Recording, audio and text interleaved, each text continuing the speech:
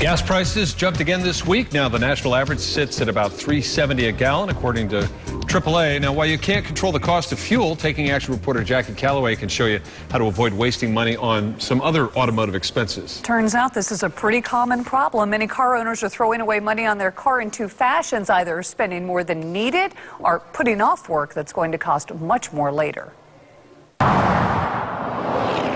While neglect can be a costly road to take, drivers also need to reject pitches for unnecessary work, such as 3,000-mile oil changes. 5,000 to 7,000 is normal because of the synthetic blends. They do go longer, last longer. Rick Hicks with Brazil Tires says car owners are making the same money-wasting mistake with old-school thinking when it comes to their spark plugs. Now with the new products that we have out with the iridium-style spark plugs, they last longer, they burn cleaner, so you don't have to replace them as often. Today's plugs are good for about 100,000 miles versus 30,000 from a few years ago.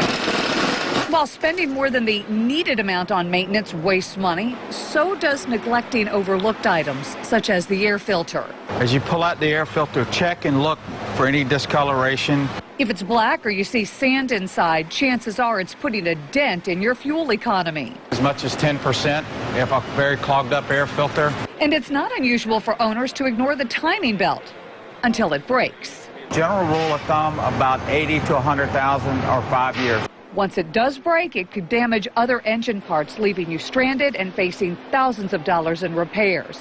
You went from a $1,000 repair to a $2,000 to $3,000 repair, just a blink of an eye. The same is true for your brakes. When you ignore the pads and they go bad, the rotors suffer damage, and your repair bill just quadrupled. Where an average brake job could be $200 or $300 could turn into $1,000 real quickly.